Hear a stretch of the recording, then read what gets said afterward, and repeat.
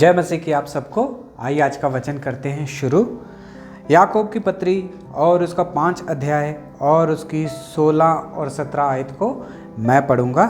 इसलिए तुम आपस में एक दूसरे के सामने अपने अपने पापों को मान लो, एक दूसरे के लिए प्रार्थना करो जिससे कि तुम चंगे हो जाओ। धर्मी जन की प्रार्थना से बहुत बहुत प्रभाव हो सकता है। एलिया भी तो हमारे समान दुख सुख भोगने वाला मनुष्य था और उसने गिड़गिड़ा के प्रार्थना की और के मींह ना बरसा और 3.5 वर्ष तक भूमि पर मींह ना बरसा।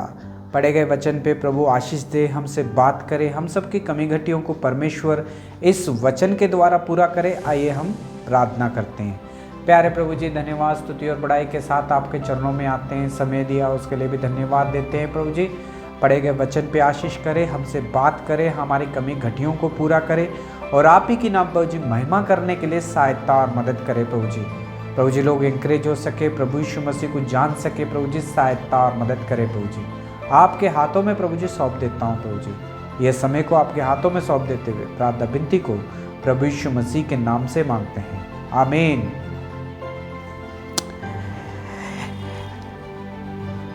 बहुत दिनों से हम एक वचन के ऊपर ध्यान दे रहे थे, हीलिंग सीक्रेट, यानी कि चंगाई का रहस्य क्या है, चंगाई हमें किस तरह से मिलती है। बहुत सारे लोग सोचते हैं कि चंगाई जो है शायद दवाई खाने से मिलती है और बहुत सारे लोग सोचते हैं कि शायद डॉक्टर बदल देने से चंगाई मिलती है। लेकिन चंगाई जो है देने वाला जो है वो सिर्फ प्रभु यीशु मसीह एक ही है, जिसके नाम से हमें चंगाई मिलती है। लेकिन हम देखते हैं कि बहुत कभी हम प्रार्थना करते हैं और चंगाई मिल जाती है, लेकिन कभी हम देखते हैं कि प्रार्थना करने के बाद में भी चंगाई नहीं मिलती है। भाई और बहनों, अगर आपके जीवन में भी ऐसा ही कुछ हो रहा है तो आज परमेश्वर इस वचन के द्वारा आपसे भी बात कर रहा है। भाई और बहनों, हम बहुत दिनों से एक वचन के ऊपर ध्यान दे रहे थे कि चंगाई का रहस्य क्या है, चंगाई हमें किस तरह से पानी चाहिए। हम देख रहे थे कि याकूब की पत्री और उसका 5 अध्याय, और अब तक हम लोगों ने 14 और 15 वचन के ऊपर ध्यान दिया था कि जब कलीसिया में कोई बीमार है तो कलीसिया के प्रचीन यानी पास्टर या सेवक के पास जाए, प्रार्थना कराएं और रोगी ठीक हो जाएगा और वो उठ के खड़ा हो जाएगा। अगर उसने कोई पाप भी किए होंगे तो भी वो क्षमा किए जाएंगे। हे भाई और बहनों, लेकिन इसके आगे जो वचन जो है 16वीं आयत में लिखा है, इसीलिए तुम अपने पापों को एक दूसरे के सामने मान लो। हे भाई और बहनों, ये तो जो है बहुत ही बड़ी मुश्किल की बात है कि हम एक दूसरे के सामने अपने अपने पापों को मान लो। अगर हम किसी के सामने नहीं मान सकते तो हम अपने प्रभु यीशु मसीह के पास जाके कह सकते हैं कि प्रभु जी मेरे अंदर ये गलतियां हैं, मुझे दया करके क्षमा कर दे। तो वो हमें क्षमा करता है और हमारी प्रार्थना को सुनता है। और हमें एक दूसरे के लिए क्या करना चाहिए?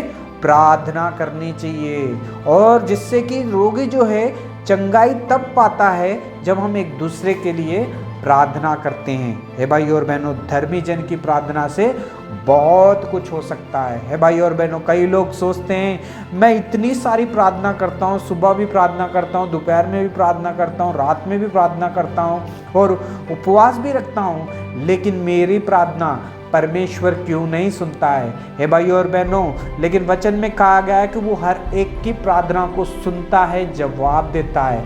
लेकिन कभी हमारे जीवन में जो है कभी लेट हो जाता है, हमारी प्रार्थना का जो है जवाब नहीं आता है। हे भाई और बहनों, लेकिन हम किस तरह से परमेश्वर के पास हमारी प्रार्थनाओं को पहुंचा सकते हैं? हम देखते हैं कि कभी हमारी प्रार्थना जो है ऊपर तक नहीं पहुंचती है, बीच में ही रुक जाती है और वो परमेश्वर के कानों तक नहीं पहुंचती है। इसलिए क्योंकि हमने जो काम किए होते हैं, जो हमारे से जाने अनजाने में जो गलतियां हो जाती हैं, ये सारी चीज़ें जो है हमारी प्रार्थनाओं को जो है ऊपर तक जाने से रोकती है।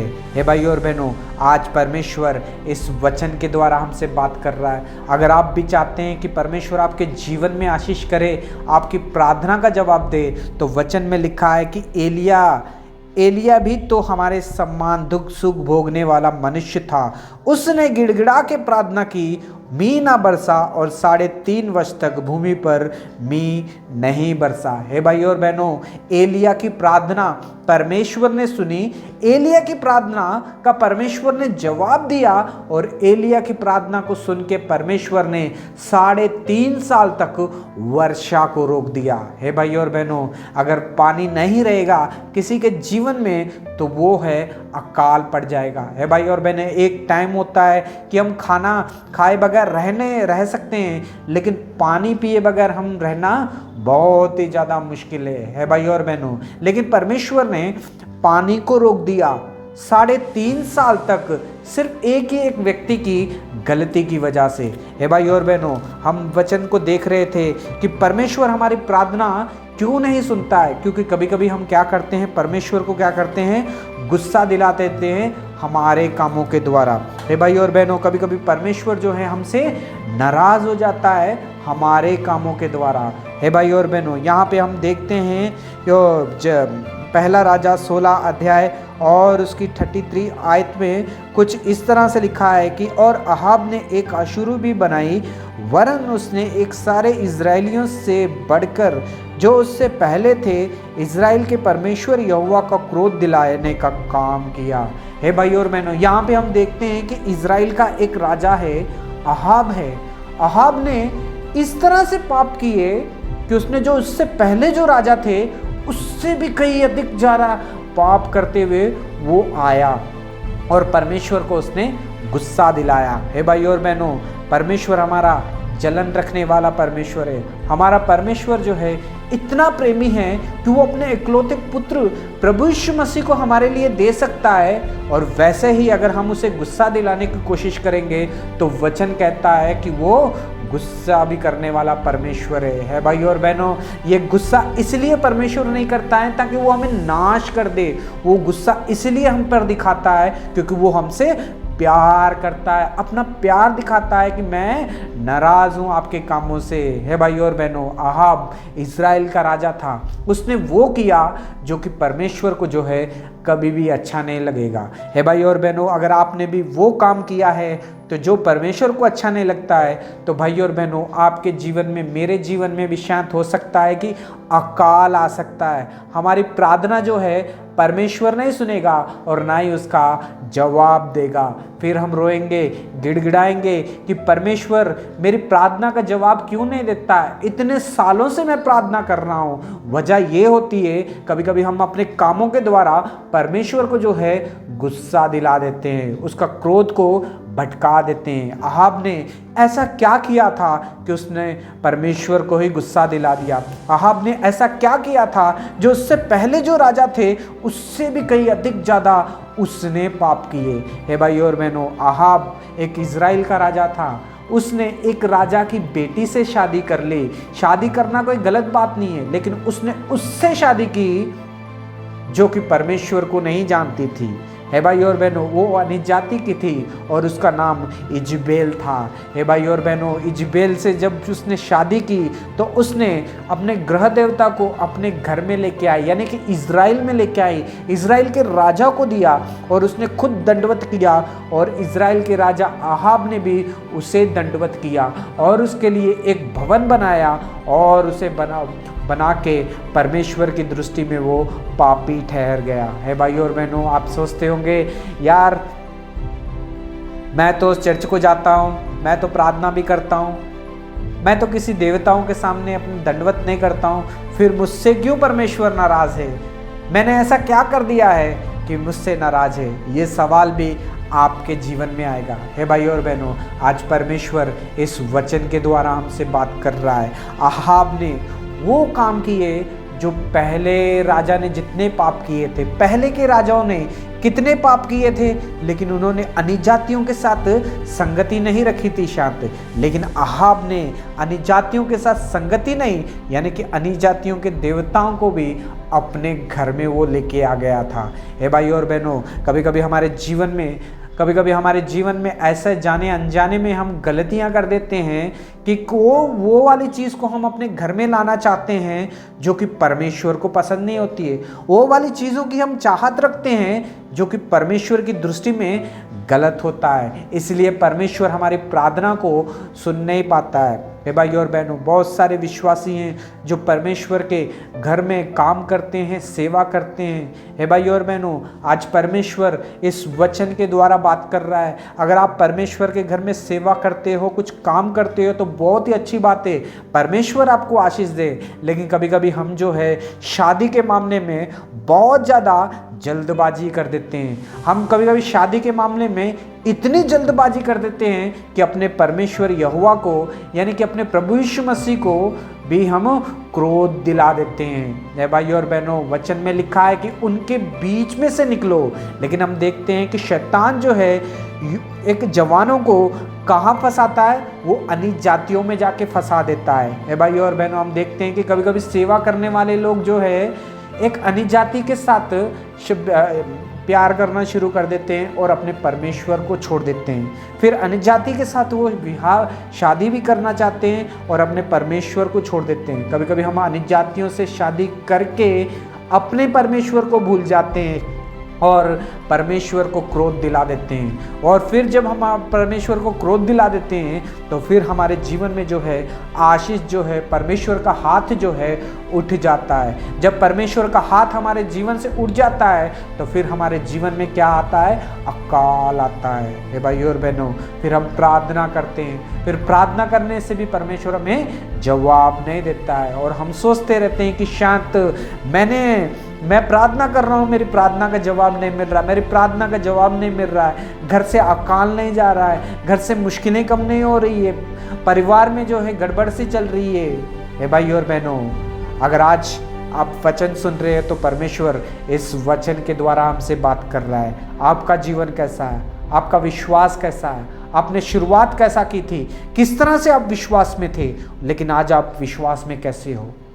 क्या आपने किसी और से प्यार करके परमेश्वर को छोड़ दिया है, परमेश्वर के कामों को छोड़ दिया है? तो आज परमेश्वर इस वचन से हमसे बात कर रहा है। हे भाई और बहनों, वचन में कहा गया है कि उनके बीच में से निकलो और उनसे अलग हो जाओ, तब मैं तुम्हारा परमेश्वर कहलाऊंगा और तुम मेरे बेटी और बेटियां कहलाओगे जब उनके बीच में से निकलोगे। हे भाई और बहनों, लेकिन हम क्या करते, उनके बीच में रहते हैं, उनके बीच में से रिश्ते को जोड़ देते हैं और ये सारी चीज़ें जो है परमेश्वर को क्रोध दिलाती है। अहाब ने भी, इज़राइल का राजा होके अहाब ने भी परमेश्वर को गुस्सा किस तरह से दिलाया? उसने इजबेल से शादी की, इजबेल के देवताओं को अपने घर में लेके आया, इजबेल ने अपने घर देवताओं को लेके आई और उसने खुद दंडवत किया, अहाब से भी दंडवत करा दिया, अहाब भी उसे दंडवत करने लग गया। इसलिए परमेश्वर को क्रोध दिलाया अहाब ने अपने जीवन से, इसलिए परमेश्वर ने उनके जीवन में जो है अकाल को भेजा।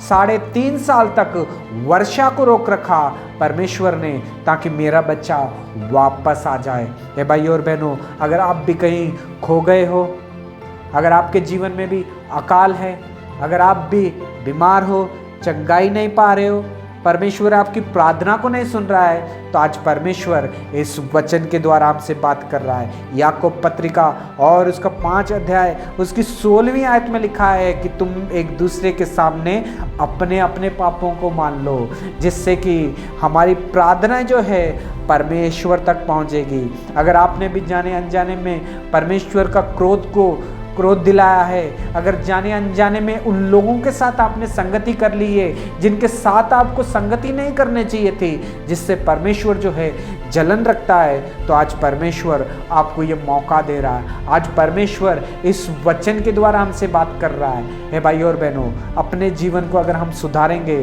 अपने जीवन को अब हम ठीक करेंगे, उन लोगों के बीच में से अगर बाहर निकलेंगे, तो परमेश्वर वो आपका और मेरा भी परमेश्वर होगा। जब हम प्रार्थना करेंगे तो परमेश्वर प्रार्थना को सुनेगा, वो प्रार्थना का जवाब देगा, चंगाई हमारे जीवन में लेगा, चंगाई हमारे जीवन में देगा। और अकाल जैसी चीज़ अगर हमारे जीवन में है तो वो उसे निकाल देगा। हे भाइयों और बहनों, आज परमेश्वर इस वचन के द्वारा हमसे बात कर रहा है। आपका जीवन कैसा है? आपके जीवन में भी क्या अकाल चल रहा है?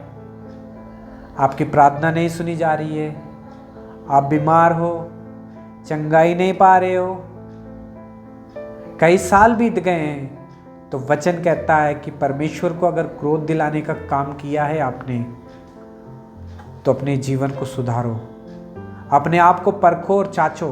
परमेश्वर अभी इसी वक्त जो है आपको चंगाई देना चाहता है, वो आपको छू के ठीक करना चाहता है। वो आप उसके बच्चे हो। उसने आपके लिए क्रूस के ऊपर जान दे दी, खून बहा दिया, लहू बहा दिया, सिर्फ आपके लिए और मेरे लिए। सिर्फ एक ही एक काम करना है, वो प्रेमी ईश्वर है, प्रेमी प्रभु है। घुटने टेक के अगर गलतियों की माफ़ी मांगेंगे तो हमारे जीवन से वो अकाल को ख़त्म करेगा, हमें छू के ठीक करेगा, हमारी प्रार्थना को सुनेगा और हमारी प्रार्थना का जवाब भी देगा। प्रभु आपको बहुत सारी आशीष और बरकत दे। God bless you.